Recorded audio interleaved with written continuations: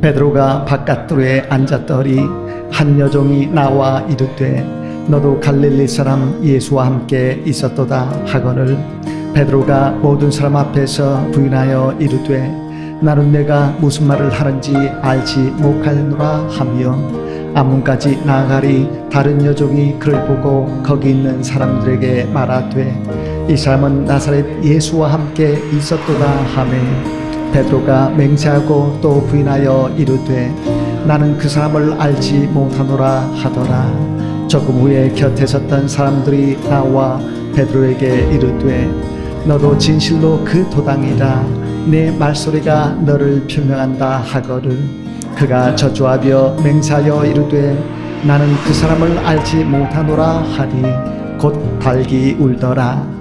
이에 베드로가 예수의 말씀에 닭 울기 전에 내가 3번 나를 부인하리라 하심이 생각나서 밖에 나가서 심히 통곡하니라. 아멘. 살다 보면 때로 죄를 짓고 잘못하게 됩니다. 그때 중요한 것은 양심의 가책을 가지는 것으로 끝나지 않고 속죄의 삶을 살려는 것입니다. 어떻게 속죄의 삶을 살 수 있을까요? 최고의 속죄 방법이 있습니다. 그것은 진심으로 회개하는 것입니다. 가룟 유다는 양심의 가책은 가져서도 회개하지 않고 자살로 인생을 끝냈지만 베드로는 양심의 가책을 참된 회개로 연결시켜서 변화의 주인공이 되었습니다. 베드로와 같은 선한 변화의 역사를 이루는 삶을 추구하십시오. 어느 날 구체적인 인생 목표와 거룩한 꿈이 없던 한 청년이 기도 중에 하나님을 만났습니다. 하나님께서 물으셨습니다. 내가 나를 사랑하느냐? 그가 사랑한다고 대답하자 하나님께서 거룩한 꿈을 꾸으라고 말씀하셨습니다. 그가 물었습니다. 저를 향한 하나님의 계획이 무엇인가요? 왜 저를 이 시대에 있게 하시고 구원하셨나요? 그때 창밖을 보니까 잡초가 무성한 잔디밭이 보여서 그가 물었습니다. 제가 저 잡초를 뽑을까요? 아니면 봉지를 들고 주변에 쓰레기를 치울까요? 무엇이든지 하라면 하겠습니다. 바로 그때 엄청난 전류가 그의 몸에 흐른 것을 느끼면서 내면의 기쁨이 솟구쳤고 몸의 전체 세포가 환희로 가득 찬 것 같았습니다. 그가 밖으로 뛰쳐나왔습니다. 그러자 햇살이 하나님의 영광의 빛 같았고 나뭇잎의 흔들림은 자연의 수와 찬양 같았습니다. 그때 그는 앞으로 살면서 죄에 대한 많은 영혼을 구원하고 변화시키는 삶을 살겠다고 다짐을 했습니다. 그처럼 하나님은 거룩한 꿈과 마음속의 깊은 대화를 통해서 만나 주십니다. 사람과 짐승의 다른 점이 무엇일까요? 여우집이나 까치집은 천년 전이나 지금이나 똑같이 봐. 사람이 사는 세상은 점차 발전을 합니다. 왜 그러한 차이가 생길까요?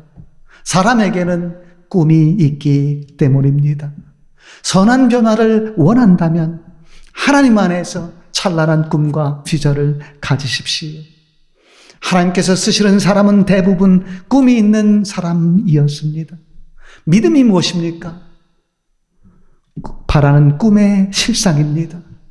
찬란하고 거룩한 꿈이 없으면 사실상 믿음도 없는 것입니다. 왜 베드로가 위대한 인물이 되었습니까? 예수님께서 그를 처음 부르실 때 너는 장차 반석이 되리라 라고 말씀하시면서 찬란한 꿈을 품게 하셨기 때문입니다. 누군가를 인물로 만들려면 그가 거룩한 꿈을 품게 하든지 아니면 그의 내면에 있는 거룩한 꿈을 알아주십시오. 하나님께서 나를 어떻게 만나주십니까? 하나님은 나의 능력이나 재주보다 나의 내면에 있는 꿈과 진실을 통해 만나 주십니다. 사람이 무엇인가에 빠지면 잠시 울적함과 서러움과 고독감이 사라진 것 같지만 삶의 목마름은 여전합니다. 그 목마름은 오직 하나님으로만 해결이 됩니다. 하나님과 소통하면 남이 무시해도 상처를 받기보다 마음의 기쁨과 평화를 잃지 않습니다.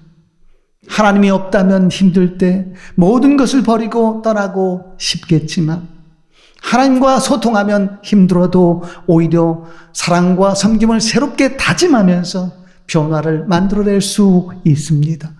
그러한 선한 변화를 꿈꾸십시오. 가끔 살다 보면 상심이 될 때도 있습니다. 그때 현실의 도표를 통해 삶의 어둠을 털어내려고 하면 더 깊은 어둠이 펼쳐지지만 하나님께 돌아서서 회개하면 그리고 사랑과 섬김을 새롭게 다짐하면 다음 날이 되면 어제의 상심과 근심이 어느새 사라져 있는 체험을 하게 됩니다.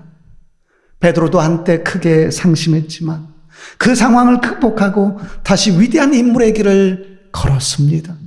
그처럼 변화의 기적을 이루려면 어떻게 해야 될까요?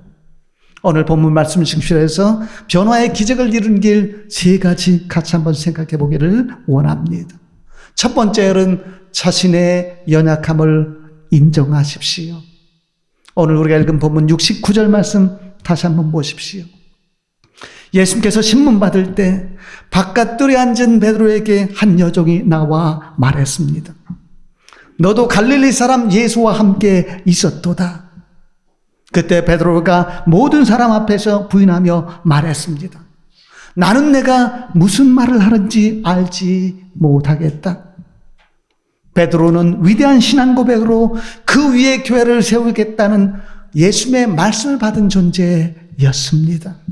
그러한 놀라운 가능성을 가진 존재조차 한번 용기를 잃자 한없이 비굴한 모습을 보였습니다. 사람은 죽음과 폭력의 위협을 받으면 살려는 본능이 대를 위해 죽겠다는 이성을 압도합니다. 그만큼 사람은 약한 존재입니다. 특히 큰 소리 치면서 하는 사람의 약속은 더 믿기 힘듭니다. 내 손에 장을 쥐져도 내 목에 칼이 들어와도 죽는 한이 있어도 라는 화려한 말들을 삼가시고 약속을 지키는 인생이 되도록 하나님의 도움을 겸손히 구하십시오. 하나님은 자신을 앞세우는 강한 자보다 하나님을 앞세우는 약한 자를 더 쓰십니다. 이 세상에 쓸모없는 존재로 비판받아 마땅한 존재는 하나도 없습니다. 문제는 제자리를 찾지 못한 것입니다. 나의 약함을 인정한다면 남의 약함도 인정하면서 너그러워지고 비판 습성이 사라지게 됩니다. 어떤 사람은 자신도 믿으면서 믿는 사람이 왜 저래? 라고 합니다. 믿는 사람이 더 의롭게 살 것이란 기대가 있기 때문에 그가 불의한 모습을 보이면 더 실망해서 믿는 사람이 왜 저래? 라는 말이 나온다고 하지만 믿는 사람도 다 연약한 사람입니다. 왜 사람이 쉽게 비판합니까? 사람의 연약함을 인정하지 않기 때문입니다. 나 자신도 완벽한 존재가 아닙니다. 남에 대한 비판은 결국 나에 대한 비판입니다. 상습적인 비판은 독선의 증거입니다. 남을 비판하기 전에 나를 먼저 돌아보십시오. 남을 비판하면 내가 하나님의 심판을 받습니다. 특히 남의 외적인 모습만 보고 쉽게 비판하지 마십시오. 비판 면허증이 주어진 사람은 한 사람도 없습니다.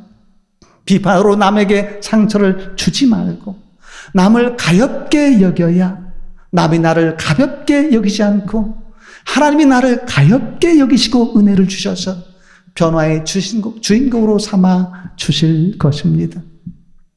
둘째로 변화의 기적을 이루려면 믿음을 사랑으로 나타내십시오. 예수를 모른다고 부인한 베드로가 관정 앞문까지 나가리까 다른 여종이 그를 보고 거기 있는 사람들에게 말했습니다. 71절 말씀 보세요. 이 사람은 나사렛 예수와 함께 있었다.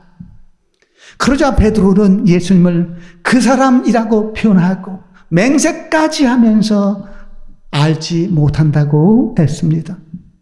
그러면서도 멀리 도망치지는 않고 계속해서 그곳에 머물러 있었습니다.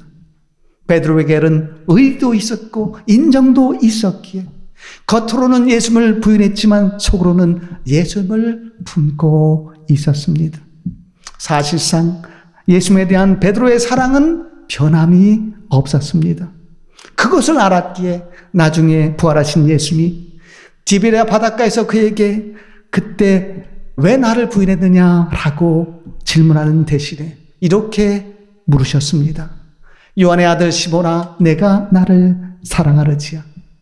그 질문에는 나는 너를 사랑한다. 나를 향한 너의 사랑을 내가 안다라는 뜻이 동시에 내포되어 있습니다. 그때 베드로가 내가 주님을 사랑하는 줄 주님께서 아시나이다 라고 대답하자 예수님께서 말씀을 하셨습니다. 내 양을 먹이라. 예수님을 사랑한다는 것은 예수님이 사랑하는 사람을 사랑하는 것입니다. 즉 복음으로 영혼을 구원하고 변화시키는 것이 예수님을 사랑하는 최고의 표현입니다. 그래서 하나님은 지금도 내게 왜 그렇게 능력이 없느냐라고 묻지 않으시고 대신 이렇게 물으십니다. 내가 나를 사랑하느냐? 믿음도 중요하지만 사랑은 더 중요합니다. 산을 옮기는 믿음은 위대한 것이지만 그 산을 송두리째 품는 사랑은 더욱 위대한 것입니다. 한 사모가 결혼 전에 가정적인 상처로 인해서 빨리 결혼해서 자신의 집을 탈출하는 것이 최고의 소원이었습니다.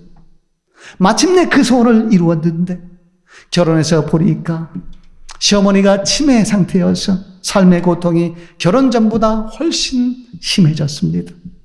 어느 날 외출하고 돌아왔는데 시어머니가 냉장고에서 우유를 꺼내 다 마신 후에 설사를 해서 온통 오물이 범벅이 된 상태로 방에 앉아 있었습니다. 그런데 그때 하나님께서 사랑하는 마음을 주셔서 그녀는 짜증 대신 내게 주밖에 없네 라는 찬송을 하면서 하루 종일 오물 청소를 했습니다. 사람이 가장 아름다운 때는 고통까지 사랑으로 승화시킬 때입니다. 부활하신 예수님이 디베랴 바닷가에서 베드로에게 내가 나를 믿느냐라고 묻지 않고 내가 나를 사랑하느냐라고 물으신 것은 예수님을 믿는 것보다 예수님을 사랑하는 것이 더 중요하다는 암시입니다. 왜 믿음보다 사랑이 중요합니까? 행함이 있는 믿음이 사랑이기 때문입니다. 그 사랑이 변화의 기적을 이루는 핵심 요소입니다. 세 번째로 변화의 기적을 이루려면 하나님께 온전히 돌아서십시오. 계속해서 본문 74절 말씀 다시 한번 보십시오. 베드로가 예수님을 2번 부인해도 일부 무리가 그를 의심하고 그의 말투가 갈릴리의 투박한 말투라면서 그를 예수님의 도당으로 몰아붙이자 그가 예수님을 저주하고 맹세하면서 말했습니다. 나는 그 사람을 알지 못한다. 그의 부인의 강도는 속마음과는 달리 점차 커졌습니다. 처음에는 예수님을 그냥 부인했지만 두 번째는 맹세하며 부인했고 세 번째는 저주하고 맹세하며 부인했습니다. 그렇게 3번 부인하자 곧 닭이 울었습니다. 닭의 울음소리를 듣고 베드로는 닭 울기 전에 내가 3번 나를 부인하리라 라고 하신 예수님의 말씀이 생각나서 밖에 나가서 심히 통곡했다라고 오늘 본문 75절 말씀은 전하고 있습니다. 그의 통곡은 회개의 표식이었습니다. 전승에 의하면 그 후 베드로는 닭이 울 때마다 통한의 눈물을 흘렸다고 합니다. 그만큼 철저히 회개했다는 뜻입니다. 쓰임받는 인생이 되길 원하면 첫 단계로 필요한 것이 다짐이나 결단이나 장담이 아닌 회개입니다. 어느 날 한 아이가 죽음에 대해 생각을 했습니다. 돌아가신 할아버지는 지금 어디에 계실까? 그때부터 아이는 잠자리에 들 때마다 엄마 아빠에게 말했습니다. 엄마 아빠 죽지 마세요. 그러자 엄마는 약속할게 라고 대답했고 아빠는 최선을 다할게 라고 대답했습니다. 그때 아이는 장담하지 않으려는 아빠의 대답에서 진실함을 느끼고 자신도 삶의 모든 순간을 경이로운 기적으로 여기고 진실하게 살려고 애썼습니다. 사람은 우주적인 시공간 속에 있는 지극히 작은 존재이기 때문에 스스로를 자신할 수도 없고 장담할 수도 없습니다. 그러나 그 사실로 인해 허물을 느끼지 말고 내가 하나님의 창조물의 핵심적인 일부라는 사실에 경탄하면서 현재의 삶을 소중하게 사십시오. 작은 존재가 광대한 우주에서 잘 살아나고 살아내는 방법은 창조주 하나님을 의지하고 하나님 안에서 서로 사랑하는 방법밖에 없습니다. 그렇게 산다면 어디선가 변화의 역사가 나타나게 될 것입니다. 너무 죽음을 두려워하지 마십시오. 삶은 하나님께 속한 것이고 죽음도 하나님께 속한 것입니다. 삶이 하나님의 선물이듯이 죽음도 하나님의 선물입니다. 하나님이 살게 하시면 살고 하나님이 죽게 하시면 죽으면 됩니다. 죽으면 모든 것을 버리고 하나님께 돌아갑니다. 지금 하나님께 돌아서고 언젠가 하나님께 돌아간다는 마음을 가지고 현재의 삶을 충실히 산다면 얼마든지 변화의 기적을 이룰 수 있습니다. 내가 죽는다는 사실은 인생 무상의 증거가 아니라 오히려 삶이 선물임을 확실히 각인시키는 표식입니다. 죽음이 있기 때문에 마음이 높아지지 않습니다. 아무리 현재 모습이 비참해도 다시 꿈과 비전을 가지고 일어서십시오. 예수님을 3번 부인한 베드로도 회개한 후에 멋지게 쓰임 받았습니다. 하나님은 나의 실망스러운 모습에 실망하지 않고 내가 넘어져도 다시 찾아오셔서 일으켜 주십니다. 세상과 현실이 나를 꺾어도 결코 꺾이지 마십시오. 염려와 불안이 몰려오면 그래도 십자가를 지는 것까지는 아니네 라고 하면서 믿음의 여유를 가지고 내가 해야 할 일을 하십시오. 그러면 하나님께서 다시 삶의 용기를 주실 것이고 삶의 필요도 넉넉히 채워 주실 것입니다. 하나님은 한 번 택하신 성도를 결코 버리시지 않습니다. 하나님 앞에서는 성도에 대한 용도 폐기가 결코 없습니다. 이제까지 나를 붙잡아 주신 하나님이 앞으로도 나를 붙잡아 주실 것입니다.